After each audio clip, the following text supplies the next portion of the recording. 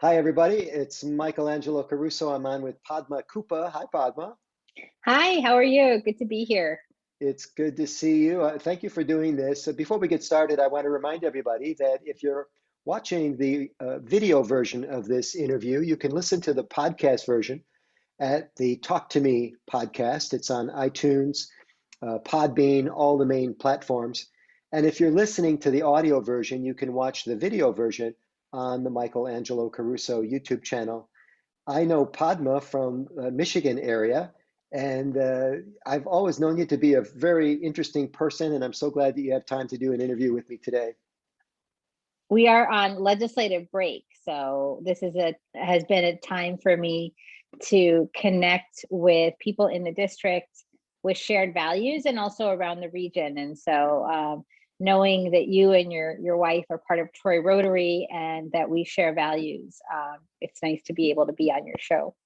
Thank you very much. And I think my following will be very interested in a lot of the things that you're working on because Michigan is kind of a microcosm of what's happening in the United States. So the things that we're going to talk about today some are related directly to Michigan, but most will be the universal interest, I think. Your Wikipedia entry is very interesting and very distinctive. Padma Kuppa is a member of the Michigan House of Representatives from the 41st House District, which encompasses the cities of Troy and Clawson, hence the Troy Rotary reference. Kuppa is an Indian American. That's important because she's the first Indian immigrant and Hindu in the Michigan Legislature. It seems amazing that you could be the first here in 2021 or 2020. She's been named as an assistant whip in Michigan and currently president of the Troy Historical Society and a board member of the Michigan Roundtable for Diversity and Inclusion. Tell everybody what a whip is, WHIP. So actually this term, in my second term, I'm not a whip. A whip is the person who gets a count of how the votes are going to go. So as the assistant whip, I worked with our caucus minority whip, Darren Camilleri, representative from Downriver last term. He's still in his third term now. But in my first term, I was the assistant whip, and I used to have to gauge how people were going to vote on a particular bill, especially some of the bills that we had to vote on in my first term, the ones that were contentious. If we wanted to know if people would support it or not, because a lot of the time the bills that come to the floor for a vote, we agree on them, Democrats, Republicans, the Senate and the House. The work is done in committee and even before it gets to committee. But sometimes a bill will not have the support that it needs. It may be a little bit contentious, a little bit like our auto insurance bill. Senate Bill 1 last term. And so, talking to the people around me who I had to gauge how they were going to vote and sometimes discuss with them the pros and cons of the bill. It's very good for me as a first-term legislator to be able to discuss with people from across the state. My seatmates were Ronnie Peterson from Ypsilanti and Brian Elder from Bay City, and very different districts, and to understand how they saw the bill impacting their constituents. It reminds me that I'm not alone as a legislator in having a diverse district, and also reminds me that a decision that I make could impact people across our state with different communities and different needs. And so it's very helpful to have those conversations, because they also help me figure out, because there's no one single answer to a problem, unless it's like something as simple as 1 + 1 = 2. But a lot of the legislative things that we take on are complicated. And so having those conversations and hearing different people's understanding of the issue was always helpful to my own decision making. I've always thought of the whip as the person that taps people on the shoulder and says, you really should look at this. And you're especially interested in tapping the shoulder of people who maybe don't see it your way quite yet. Is that a good layman's description of it? Yeah. And well, I mean, we had to whip the people that we were assigned as assistant whip. I had, about a dozen people that I had to go talk to and find out. And so, yeah, so I had to go tap them on the shoulder and say, so what are you going to vote on this? What are you feeling? I read the huge, and I'm embarrassed, I don't remember the author now, but maybe it'll come to me here in a second. Oh, yeah, I know who it was. I know who it was. I can't think of his name. It was a huge autobiography on Lyndon Baines Johnson. In fact, he did three separate books this big on LBJ. And one of the things LBJ was really known for, and I think he was a senator from Texas, is counting votes before the vote happened. So I don't know if he was a whip per se, but he was a really good guy who would call you into his office and literally grab, back then, different methods, right, of persuasion. He would grab these guys by the collar, shirt collar. He said, you better do this. Better vote. This is the right thing to do, that kind of a thing. Yeah, no, I think that happens. But as I said, a lot of the things that we vote on, we're in agreement on across the aisle because the stakeholders are diverse. I'm trying to think of an example of some of the bills where we've had bills that come to local government, right? We've had a number of bills where all of us who have had experience at the local level and Right. understand the impact to our local communities. And so we're able to ask questions when somebody comes forward to give testimony. And it's very interesting to hear the common threads. And then Yeah. by the time it gets out of committee, my bill, my first bill, which still hasn't passed, but it is still the one that I have the most passion about, is something that actually happened in my district. A young woman, a 19-year-old with Down syndrome, was a victim of an online sexual predator. And my predecessor had introduced it. And because there was a loophole in the law, and the perpetrator was not convicted of any criminal penalty. So he came out after a couple of days in jail and started doing it again. And so the idea is, by putting a criminal penalty, I mean, you can't stop everybody from doing everything bad through law. What you can do is deter people from doing this type of bad thing. Yeah. And the fact that somebody was willing to come forward and share this personal story that, potentially very embarrassing, very, we consider this to be shameful or whatever. The shame is not on the victim, but should be on the criminal penalty, should be on the perpetrator. And so we brought the bill forward in my first term, and somebody from the Department of Civil Rights reached out and said, well, here's a problem with your bill. And they said, what happens if there are two consensual vulnerable adults, like somebody with autism, high functioning autistic people who have relationships with others? Maybe that could be construed as a bad thing. And so they are in a consensual relationship, that exchanging pictures or information that could be perceived as predatory, sexual predation, might not be, because it's a consensual relationship. As an example, sexting, you know the term, where they're having fun at first and then it morphs into something else, is an example of that, maybe. Right, correct. And so so we had to put in an amendment to the bill to say that if it's a consensual relationship between two vulnerable adults, that would be exempt from the criminal penalty. That's been an interesting. That's been an interesting argument or defense or reality in a lot of these cases. People have their picadillos and stuff, and what happens is sometimes couples in a legitimate relationship experiment and have some fun with some deviance or whatever, and then later on, it's not so fun anymore. What's that old saying? It's always fun until somebody gets hurt. And I don't know if they got physically hurt or emotionally hurt, but they changed their mind about whether or not it was actually enjoyable. And then charges are levied, and then legislators and lawmakers are asked to figure the damn thing out. Yeah, and the other thing, something very important for me was we had a ceremony in 2019 on 9/11, a memorial service, and we were allowed to bring in two guests from our district. And so I brought two police officers from Troy and from Clawson Police Force. And one of the things I asked them is, what would you like as a lawmaker. I'm not a lawyer.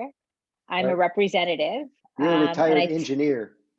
well, I'm not retired, but I'm an engineer that actually quit my job to run for office. We'll talk about that.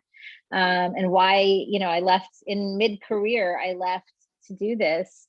But the two police officers said, we want laws that we can enforce, because a lot of the time the laws are not always easily enforceable or easily understood. And so that's something that I've kept in mind, that when we create new laws, is it going to create more gray area? Is it going to be difficult?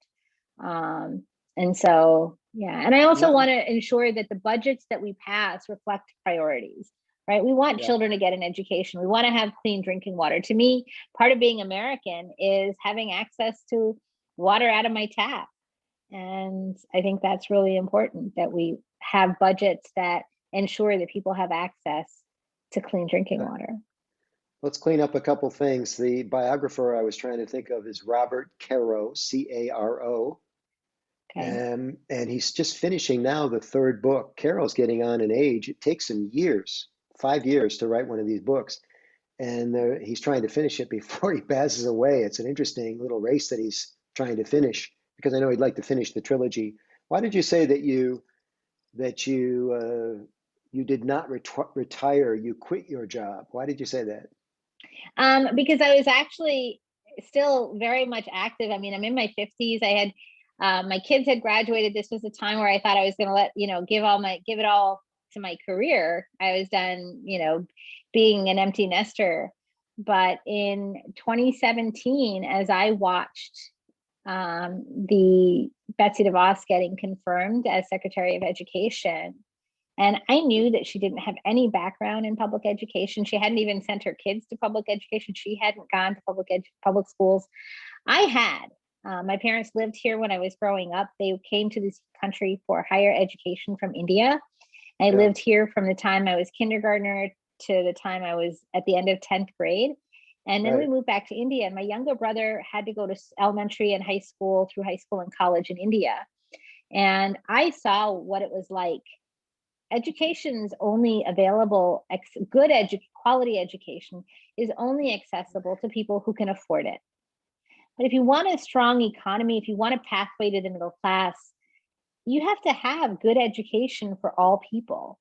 And it has to be affordable. It has to be, and I thought public schools was where I learned the concepts of democracy, everybody having an equal voice, and learning how to speak up and articulate and write persuasive essays. And that's what I did as a college student and as a mom in the district. I'd volunteered. I was a vice president of Society of Women Engineers when I was in graduate school. Was very vocal about being a woman in the engineering profession, and there's not a lot of us in there, right? And making sure that we got valued for the work that we did, that we were heard.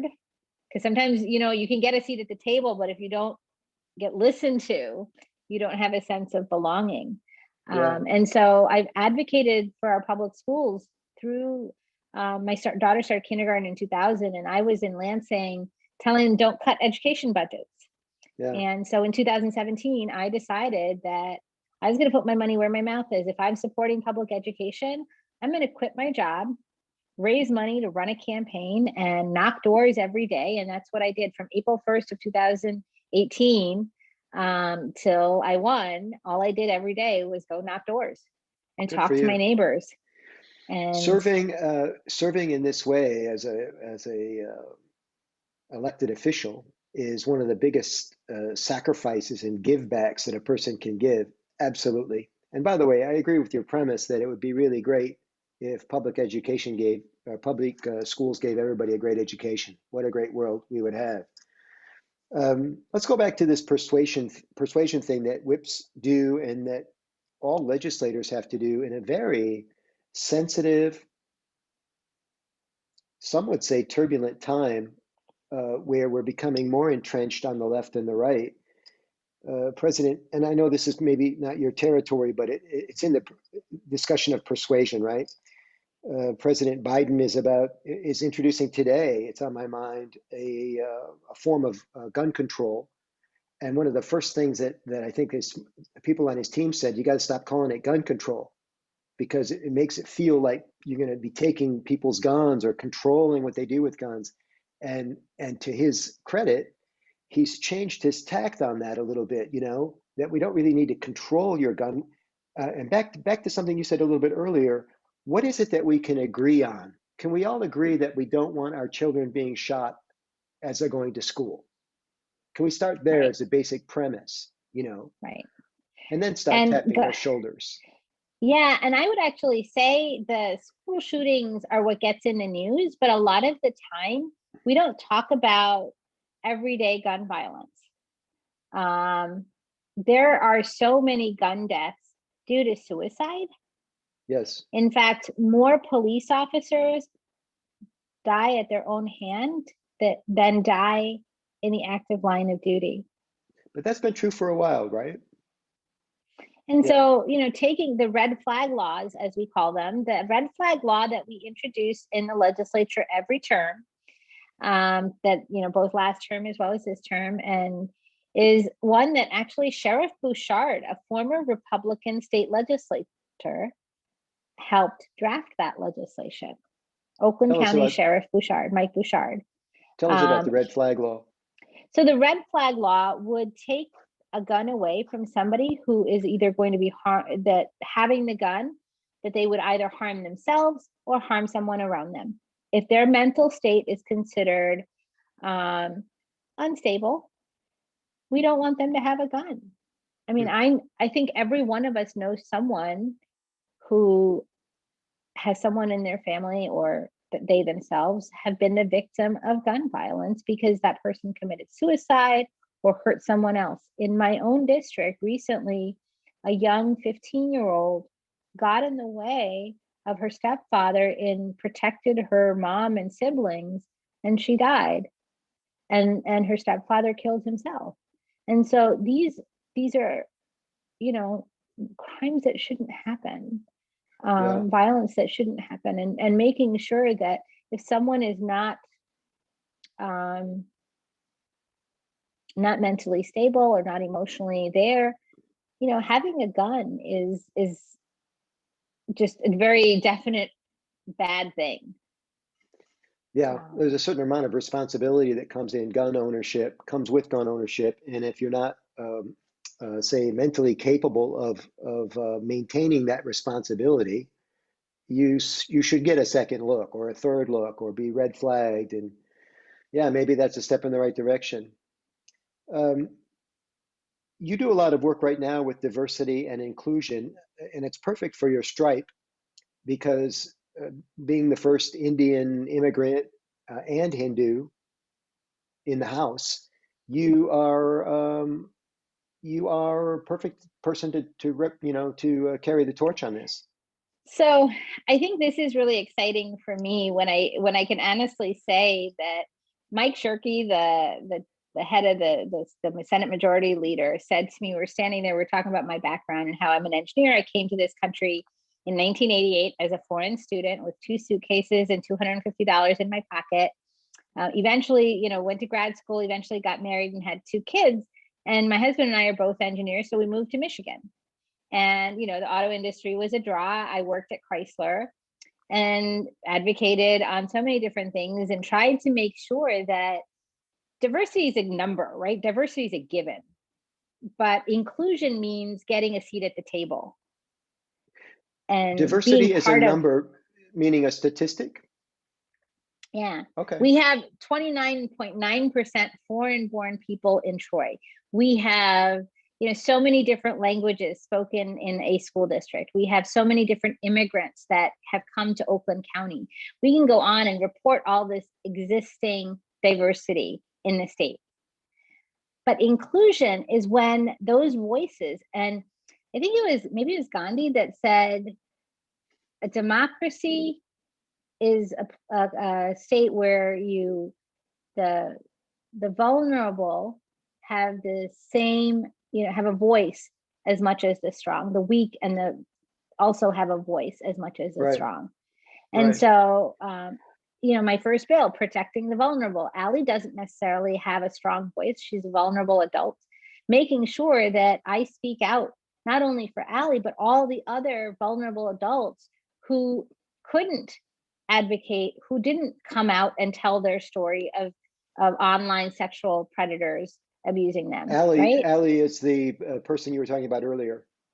Yeah, Yeah. my first bill. And so Yeah. making sure that we protect the vulnerable, this is our responsibility as a society, a civilized society, that we help those around us. And so, that I think that inclusion is making sure that if, there's diversity, but making sure that those who are diverse are able to voice their opinions and not feel like, oh, if I say something, it's going to be bad. Yeah. And that Do you they're think heard. things do you think things are improving on the gender front with women moving into positions of influence and power, or do you think we're treading water, or do you think we're regressing, that it's getting worse? Um, I would have said earlier that it's getting better, especially since we've achieved gender parity in the Michigan Legislature, the Senate and the House. In the Democratic caucus, we have more women in the House than men out of our 52 members in the Democratic caucus. But I will say that we are really behind now as a result of the pandemic. It's known as the she session. 140,000 jobs were lost in the final month of 2020. All of them were women who lost their jobs. Many women. Michigan Advance, I think, recently this week had an article about how much women have been impacted by the pandemic, because not only did we not have childcare, and we are still the primary caregivers in so many situations, and sometimes we're single moms trying to juggle a job and taking care of the kids. Plus, we are not great at negotiating, right? As Yeah. a better salary. We Yeah. may be great at negotiating if our kids are in a fight, we're good at that. But then when we get to the employee situation, and I know I was bad at it, if there's a salary range that I was offered, I used to try to get to the higher level, but I would capitulate if they didn't give it Yeah. to me. If the salary was L- 67 to 75,000, they only gave me 67. I was like, well, they're giving me a job, so let me take it. Yeah, yeah. Let's come back to the negotiation piece in a minute. I think that's interesting. You mentioned 140,000 jobs were lost. What are you talking about? In Michigan? No, nationally. So 140,000. I'm trying to remember where I saw that statistic. That If would be you, helpful. yeah. So I And will you look. also said that of those 140 that were lost, they were all women. Stats don't usually read like that. That must have been like a specialty statistic. Yeah, it was You know, from the Lansing News Service. The 140,000. Cranes Detroit also reported on it. 140. The U.S. lost 140,000 jobs in December, yes, and they reported that it was all women. all women. No men lost their jobs. Yeah, I don't know where that. That seems odd way to say it, Yeah, doesn't it? yeah, yeah. But I take your point that a lot of women, the pandemic has been a bitch on women, man, really hard. Um, not only for anybody who's emotional. I'm a sensitive person. The pandemic's been really hard on me. If you would, if you would believe that women can be emotional about this kind of stuff, it's got to be hard on women, moms, working moms, single working moms. Wow, like a triple threat. Yeah. You mentioned women are not good at negotiating. If a man said that, we get in trouble. Uh, but I This was think actually but I'll something. say Yeah. it because I think it's true. I think there's something about, and I don't fully understand it, but I'd be interested in your take about this because I'd like to help women get better at negotiating. How can we do that? And I think that's one of the things we did both last term and this term. We've introduced a package of bills for equal pay. And part of it is making sure that you're not asked your prior salary when you hire in for a job. Because Because that would be sometimes, a harbinger of things to come. right. So if you were offered based on your what that job deserves. And Right. then also having organizations like the American Business Women's Foundation that help women with equal pay. Yeah. It's a national organization with chapters around the country, and they work to help mentor women. And so supporting organizations that do that kind of work, supporting legislators like me who are aware of these issues. There's a nonprofit called Inforum, INFORUM, also Mhm. does a lot of research and work and providing spaces for women to help one another, like a sisterhood. Um, and I think that those are the things that people becoming members of organizations, but just, offering advice and helping mentor others if you're in a position of authority. And I think that's something that not only you and Renee do, but I think that Troy Rotary has been a great place for me. Yeah. Eileen Oh, good. Heasley, people like Eileen and Roma Murthy and Bala Murthy, and my own colleagues like Jim Ellison, who's former Royal Oak mayor who represents the district, and just great people Mhm. that, stand by the side of women who need help. Padma, you mentioned the word capitulation earlier. Jordan Peterson has talked endlessly about that the differences between men and women may actually be uh, more tribal than we know. That women, and this is Jordan Peterson talking now, that the reason women can't negotiate on behalf of themselves, and that was a great point that you made, they seem to be able to stick up for their kids, but when it's time to stick up for themselves, they have a harder time doing it. That women, this is Jordan Peterson now, lack confidence. They certainly lack the experience. They may even lack that kind of hunting victory thing that men have when they want to score a high salary and benefits and perks at a position, that women give up on themselves too early. Do you think that's something that can be taught? I mean, if we put some money aside and we enroll people in classes? Yeah, there's actually a great organization called Misrepresentation Yeah. Project. They actually did a movie many years ago called Misrepresent, like MISS representation, but Misrepresentation Project. Jennifer Siebel Newsom was one of the founders, and they talk a lot about what's in the media and how we're stereotyping what they say, if you can't see it, you can't be it.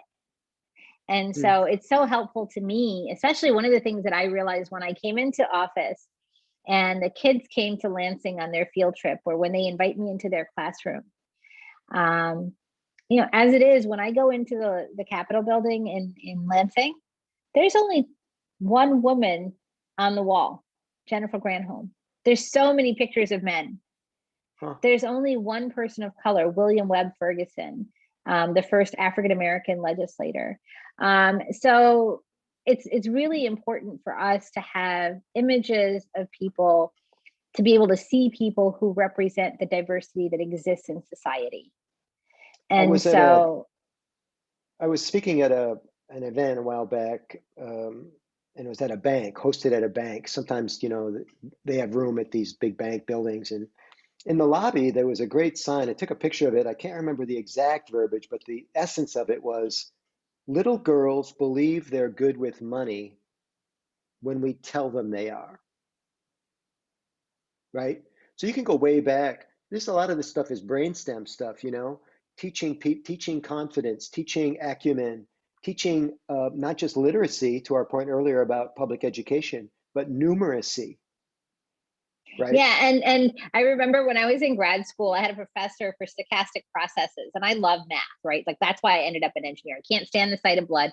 My mom always said to me, America wants scientists and engineers and doctors. So if you want to go back to the United States, when I was in high school and college, like become an engineer, right?